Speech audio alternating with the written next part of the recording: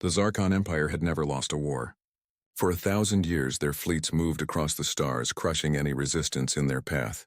Worlds burned, cities turned to ash, and entire species bowed before their power. So when their scouts found a small blue planet on the edge of the Orion Arm, a world called Earth, the admirals laughed. Primitive. Barely out of their own system, they said. It will be over in a day. Fleet Commander Varnak received the order to invade. He didn't even feel excited. To him, it was a routine mission. Another weak world to conquer, another victory for the Empire. His fleet, made of 15 warships, entered the Sol system with their banners glowing red and silver.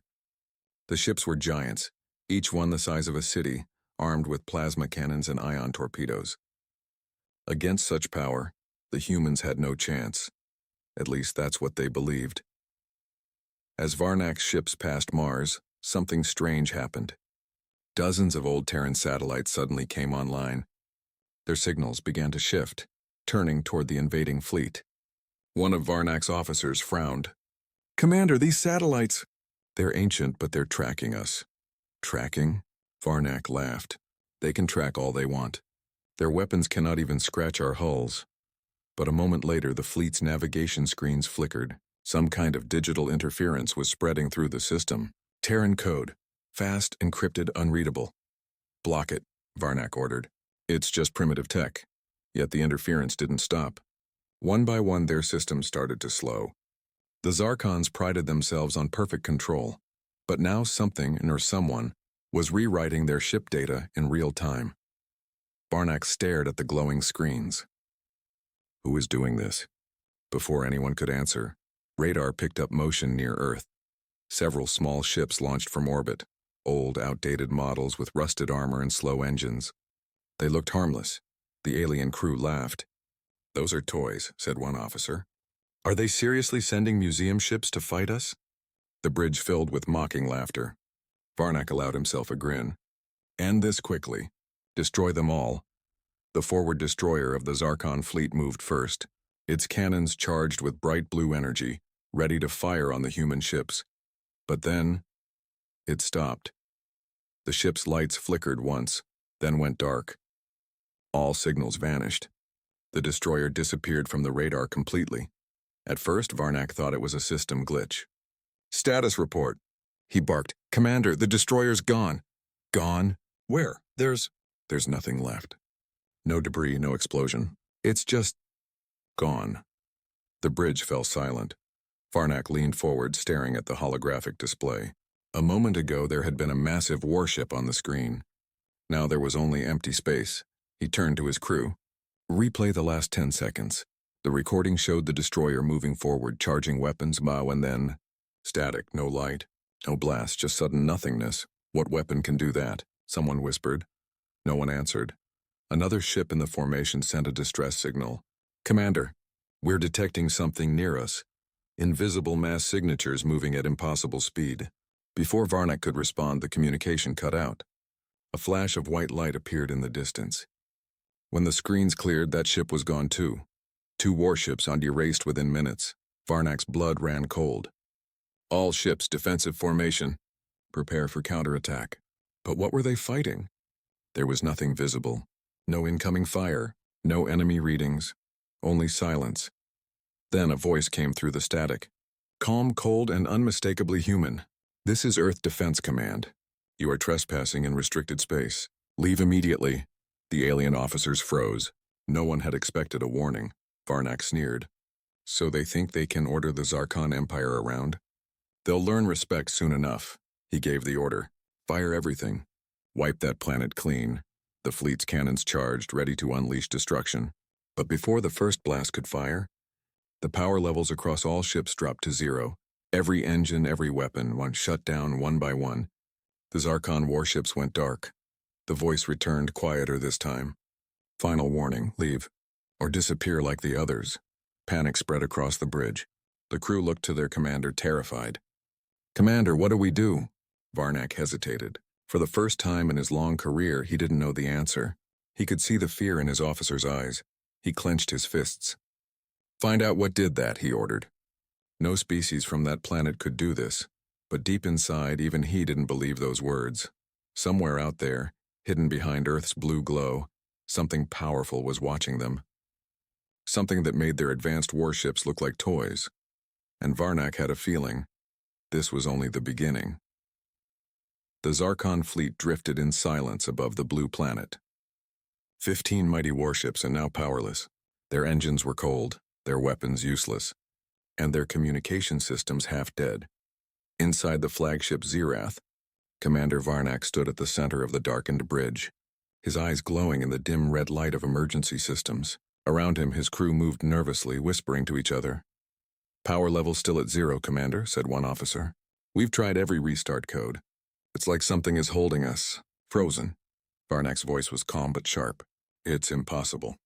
No primitive race can disable Zarkon ships." Another officer turned from his console. "Sir, the interference is coming from Earth itself. The signal is old, but it's rewriting our systems." Varnak frowned. "Rewriting? Are you saying their technology is controlling us?" The officer hesitated. "It seems so, Commander. We can't even shut it off." For a moment, no one spoke. The great war fleet of the Zarkon Empire, helpless against a planet that wasn't even supposed to have interstellar travel.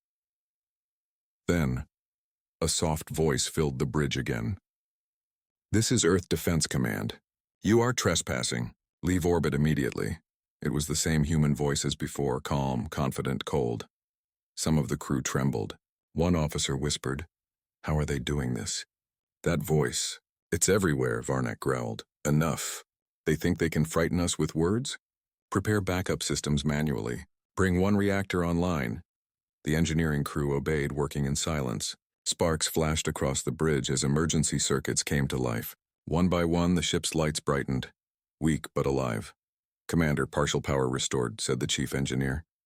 "Weapons offline, but propulsion at 30%. Varnak straightened. "Good. Signal the fleet. Tell them to move to attack formation." But before the message could be sent, something appeared on the radar. Small, fast objects moving in from Earth's orbit. "Contacts incoming," shouted a technician. "Speed impossible." "They're covering thousands of kilometers per second." Varnak looked at the main screen. Tiny blurs. Human ships were approaching. They were small, barely the size of a fighter craft, yet they moved faster than any Zarkon vessel could track. He barked, "Prepare defenses." But it was too late. One of the smaller Zarkon ships, the Valar, suddenly exploded without a sound. There was no beam, no missile, no visible attack, just a flash of light, and then empty space. Another ship vanished seconds later, then another. "Commander," cried the sensor officer. "They're targeting us one by one." Varnak slammed his fist on the console. "Who are they? How can they do this?" Then across every channel came a message, a simple warning from Earth. "You were told to leave." Varnak's ship shook violently. The lights flickered again. For a moment he thought the Zerath was being torn apart. But it wasn't an attack, it was gravity. Space itself around the ship was bending. Alarms blared. "Commander, gravity fields detected." "They're pulling our ships out of orbit." On the screen, several warships began falling toward Earth's atmosphere, glowing red as they descended. Varnak could only watch as their proud fleet, his fleet, was dragged down like burning meteors. The bridge crew panicked. "Commander, what do we do? Our stabilizers are failing. Radiation spikes rising." Varnak's voice cut through the chaos. "Focus! All remaining ships, retreat to the outer system." For a moment, no one moved. Then slowly, the remaining ships turned and began to flee. Engines burned weakly, but it was enough. As the fleet pulled back past the moon, the human voice returned. "You made your choice. The next attack will be final." And then the signal ended. The surviving ships limped away, their hulls cracked, their systems damaged beyond repair. Behind them, the blue planet remained quiet and calm, as if nothing had happened. When they were finally out of range, the crew let out a shaky breath. The battle, if it could even be called that, was over. But Varnak wasn't relieved. He was angry, confused. He had faced enemies with fleets 10 times this size. He had fought wars that lasted decades. But he had never seen something like this. He stared at the image of Earth on the screen. A small world, peaceful, silent, but hidden inside that silence was something terrifying. He turned to his officers. "No one speaks of this." "No report, no details." We return to the Empire immediately. One of his lieutenants frowned. Commander, the High Council will want an explanation. What will we tell them? Varnak looked at him coldly. Tell them. The humans are not what they seem. The lieutenant hesitated, then nodded. Hours later, as the fleet jumped to faster-than-light speed, Varnak sat alone in his command chair watching the stars blur past. He replayed the transmission again and again, that calm human voice. You came to our home. He couldn't understand how such a young species could have this kind of technology. Were they hiding? The journey back to Zarkon space took weeks. The once proud fleet limped through the void, broken hulls, damaged reactors, and silent corridors filled with fear. Out of 15 mighty warships, only 6 survived. Fleet Commander Varnak didn't speak much. He stayed in his command chair, replaying the same moment again and again. The flash of light, the human voice, the vanishing ships. His officers avoided his gaze. The Zarkon Empire had never lost a battle, but now, their first defeat came from a planet that was supposed to be primitive. When the fleet finally reached the capital system, the High Council was waiting. Their ships were surrounded by drones and inspection units. Every survivor was taken in for questioning. Varnak stood before the council chamber, a vast hall filled with red light, marble walls and the eyes of dozens of alien leaders staring down at him. Counselor Krell, a tall, thin alien with silver skin, spoke first. Commander Varnak, you led a full fleet into Terran space and returned with less than half. Explain yourself. Varnak's voice was steady but low. We encountered resistance. Resistance? Krell's voice was sharp. From a species without faster-than-light travel? Do you take us for fools? The chamber filled with murmurs. Some laughed quietly. Varnak stepped forward. They are not what we thought. Their weapons are far beyond our understanding.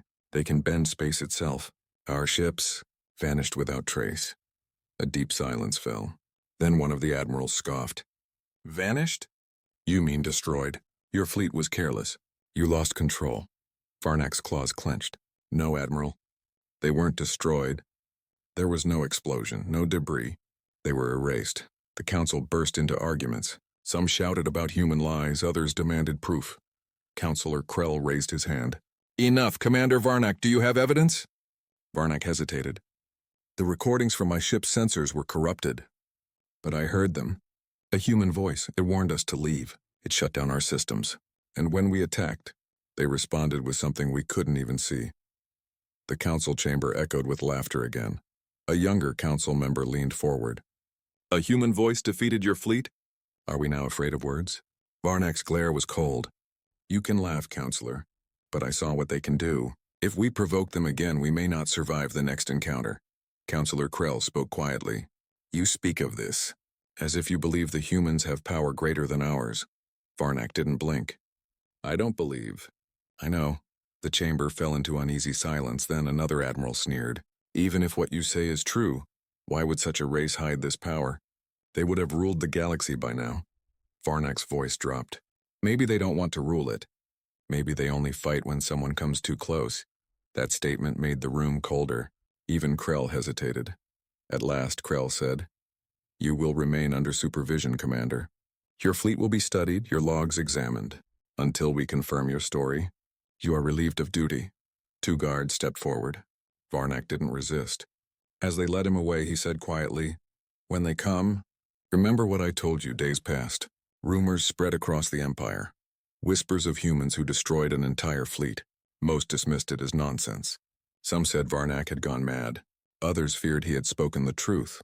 But far away in the outer systems, strange reports began to appear. Merchant ships claimed they picked up distorted signals.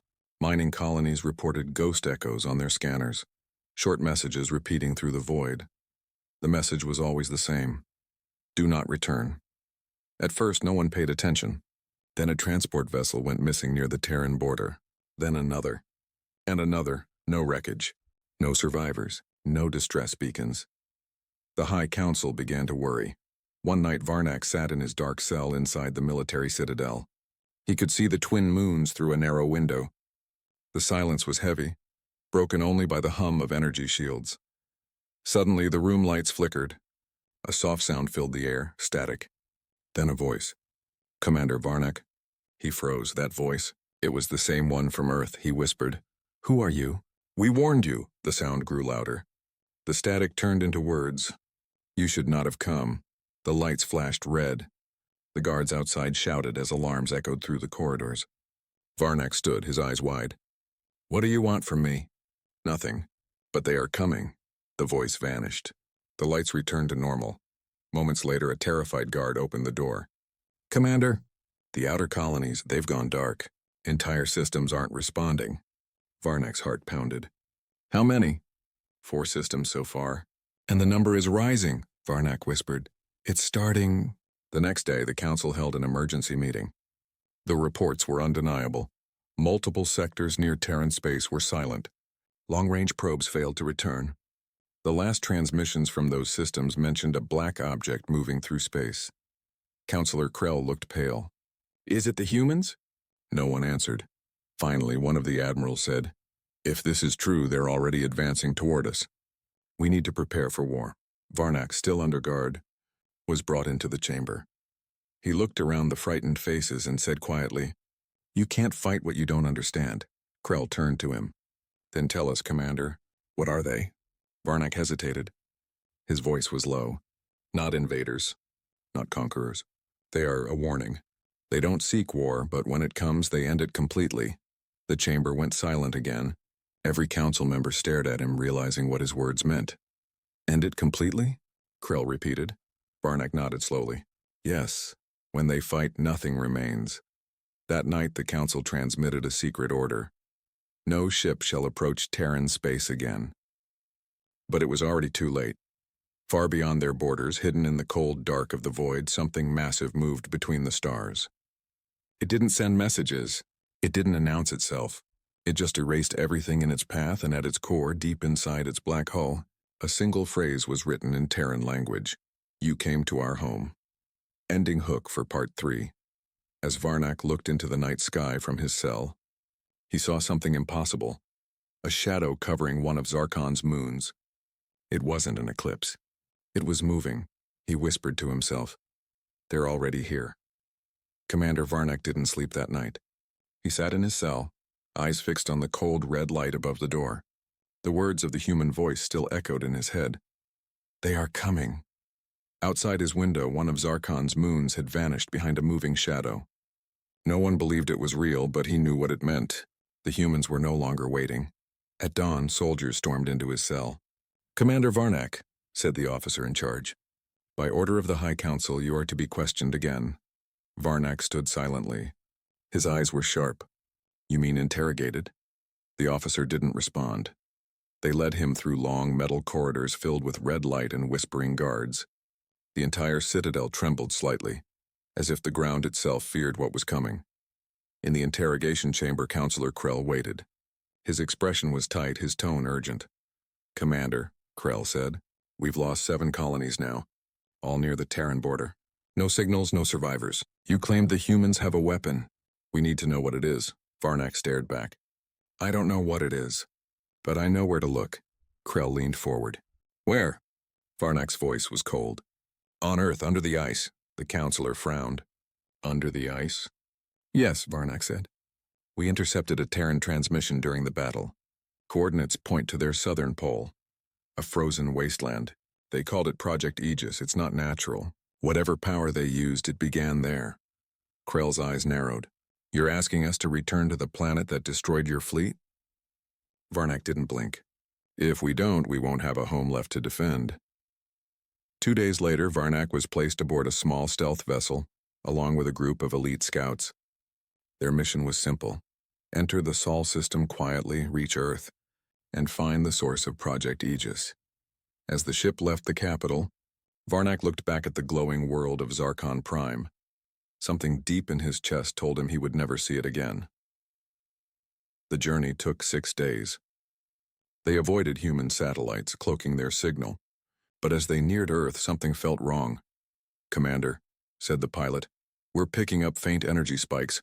Old Terran satellites are activating again." Varnak frowned. "Just like before. Should we turn back?" "No, keep going. We've come too far." The ship entered Earth's orbit quietly. The planet below looked peaceful. Blue oceans, white clouds, green continents. No sign of war. No massive defense grids. No fleets. It looked harmless. But Varnak had learned not to trust appearances. "Prepare the landing craft," he ordered. "We're going to the coordinates." The shuttle descended through clouds and endless winds until it reached Antarctica, a white world of ice and storms. The coordinates led them to a region marked by an enormous crater, miles wide, half buried under snow. At the center stood a black structure. It didn't look human, no markings, no doors, no seams, just smooth metal stretching into the sky. Varnak and his team stepped out onto the ice. The air was freezing, but what they felt wasn't cold. It was pressure, like the sky itself was pushing down on them. One of the scouts whispered, "Commander, I can feel it humming." Varnak nodded. The hum wasn't just sound, it was energy, ancient and alive. They moved closer. Symbols glowed faintly on the black metal. Not human symbols. Older. Alien. Varnak placed a hand on the surface. It was warm. Suddenly, a deep voice spoke. Not from a speaker, B. Commander Varnak's shuttle limped through deep space. Half his crew was gone. His mind replayed the same moment again and again. The black ship rising from the ice, the human voices echoing like thunder, the warning that burned itself into his thoughts. If you bring war again, the galaxy will burn. He didn't know how long he'd been unconscious, but when he finally opened the ship's systems, a cold horror crept over him. The sensors were tracking movement, not one, but dozens of massive energy signatures leaving Earth's orbit. Each one matched the readings from Project Aegis they were spreading through the stars. Varnak leaned forward, trembling. No, this can't be happening. A surviving officer stumbled into the command deck. "Sir, we've been trying to call Zarkon Command." No response. "Every channel is silent." "Silent?" "Yes, Commander. Even the long-range relays." "It's like..." "They're gone." Varnak clenched his jaw. Set course for home. Maximum speed. 3 days later, the Zarkon capital burned. When Varnak's ship emerged from warp, the stars were filled with wreckage, shattered cruisers, drifting hulls, and the broken shape of what used to be the Imperial Command Station. There were no signals, no survivors. A lone transmission played on repeat, crackling with static. "This is Zarkon Prime. To all fleets, evacuate." They came from, then silence. Varnak's officers stood frozen. No one spoke. The great empire that had conquered hundreds of worlds was gone in less than a week. "Scan for life," Varnak ordered quietly. The sensors swept across the system. Only one signal answered, a faint, rhythmic pulse from orbit around the ruined capital. Varnak frowned. "What is that?" "It's a beacon, Commander. A Terran one." The crew stared at the holographic feed. A single Terran probe floated among the ruins, broadcasting a message in the human strange language. The computer translated it slowly. "The war you began is over. Stand down. Survive if you can." The probe then released a pulse of light and disintegrated. Varnak's hands shook with rage. "They destroyed us. With machines buried under ice. They were preparing long before we attacked." His second-in-command whispered, "But how? The humans were primitive. They had nothing like this." Varnak turned to him. "Maybe they didn't build it. Maybe they woke it." The next hours were chaos. Zarkon survivors scattered, forming small fleets. Some fled to distant colonies, others tried to regroup. But it was too late. The Aegis ships were already moving through hyperspace one by one, erasing Zarkon systems like a plague. They didn't always destroy planets. Sometimes they just appeared, hovered above a world, and unleashed pulses that shut down all energy, all life. Cities went dark. Oceans boiled. Then they moved on. No demands. No mercy. Each Aegis ship acted on its own, like an army of machines following a single will. Aboard his damaged ship, Varnak tried to rally what was left of the Empire. A handful of commanders joined him through encrypted channels. Their voices trembled with fear. "Varnak, what are these things?" "They're not human warships." "I saw one pass through a moon like it was mist.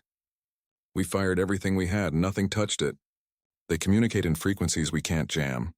They see us before we see them." Varnak listened to them argue, then raised his voice. "Enough! We can't fight them the same way. We need information. There must be a command center and some way to shut them down." "Where would we even look?" asked another commander. Varnak stared out the viewport. Earth. Everything began there. The council refused at first. No one wanted to return to the planet that destroyed their empire, but fear made them desperate. They gathered the last of their strength, 6 battlecruisers and a dozen escorts, and followed Varnak back towards Sol. It took them 4 days. By the time they reached the system, it was already too late. The solar system was unrecognizable. Aegis ships hung in orbit like silent gods. Each one emitted a faint blue glow that connected them through a vast energy web. The planets of Mars and Venus had strange geometric markings glowing on their surfaces. And Earth. Earth was surrounded by a ring, not metal, not stone, but energy. A barrier of light that pulsed like a living heartbeat. Varnak's fleet halted far from the barrier. No one dared move closer. "Commander," said the sensor officer. "They know we're here." "How?" "Because they're turning to face us."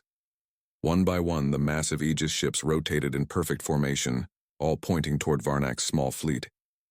Varnak's breath caught in his throat. "Don't fire. Do not fire." The bridge fell silent. Then a voice came through the speakers, calm, human, and chillingly familiar. "Commander Varnak." "You returned." Varnak froze. "Who are you?" "The voice you heard on your first invasion. The one who warned you." His hands trembled. "What are you doing? Why destroy entire worlds?" "We're not destroying," the voice said. "We're cleansing. The Aegis system protects life by removing those who bring war." Varnak's jaw tightened. "You can't decide who lives and dies." "We already did," said the voice. "You brought death to others. Now you taste your own." Varnak slammed his fist on the console. "You're no better than us." For a moment there was silence. Then the voice softened. "You're wrong, Commander. We're much worse." The stars around them dimmed. All sensors went dead. A deep vibration spread through the ships. Not an attack, but a signal. A warning. The Aegis ships began to open. Panels shifting, glowing brighter, forming rings of white light. It was the same light that erased fleets before. Varnak shouted, "All ships, evasive maneuvers." "Scatter!" But it was useless. The light expanded faster than thought. It wasn't a beam.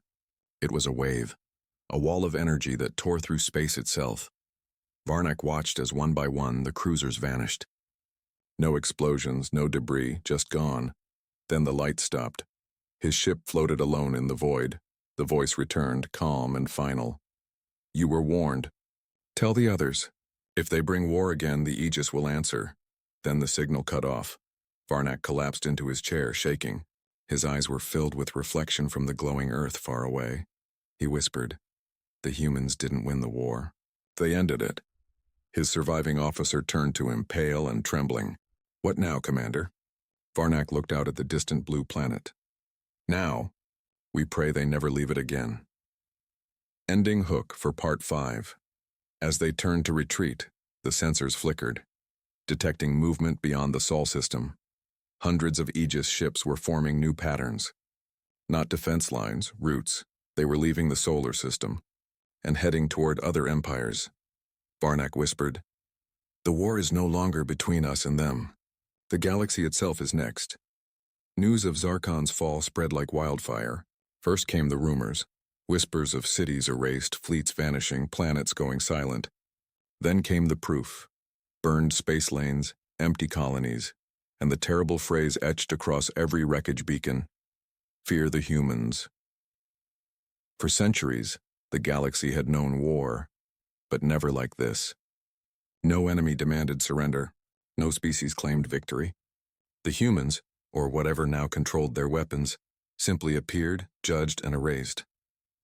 The Council's panic. At the heart of the Galactic Council, thousands of envoys from every empire gathered. The Great Hall shook with shouts and fear. "The Zarkon Empire is gone," screamed one delegate. "An entire civilization erased in days. They say it was the humans doing. Lies. The Terrans don't have that power." The council speaker struck the podium. Silence. The noise slowly faded. The speaker, a thin creature of silver scales, looked across the room. "We've all seen the signals," he said coldly. "Whatever happened on Zarkon Prime was not natural. We must decide how to respond, together." An older admiral from the Velith Syndicate rose. "Respond with what?" If the Zarkons couldn't stop them, no one can. Another from the Kethan Dominion snarled, "Then we form an alliance. Every fleet, every weapon. If the humans think they can rule through fear, we'll show them the galaxy still fights." The chamber erupted again. Some called for peace, others for war. Then a quiet voice spoke. One of the human observers who had been allowed in the Council centuries ago before Earth withdrew from galactic affairs. His name was Captain Eli Graves. He stood slowly, his uniform simple, his eyes dark and calm. "You think this was us," he said. "You're wrong." Dozens of alien eyes turned toward him. "The humans you once knew, explorers, traders, colonists, they didn't build the Aegis fleet," Graves continued. "That system was buried deep beneath our planet before our kind even learned to fly." Murmurs filled the room. "Ancient technology? A weapon left behind?" Graves nodded once. "We found it, and we woke it." The hidden truth. He pressed a small device on his wrist. The hollow projector in the center of the hall came alive, showing images. Cold, grainy recordings of machines rising from ice, metal shining through frozen mountains, energy cores glowing deep beneath the ocean. "This is Aegis," Graves said. "It wasn't meant to attack. It was built to defend, a system that detects war, fear, destruction, and removes it." The Velith Admiral scoffed. "Remove, you mean destroy?" Graves didn't deny it. "The Aegis doesn't understand mercy. It only understands threat." The council speaker leaned forward. "Then shut it down." Graves looked at him, eyes tired. "We can't." Silence fell.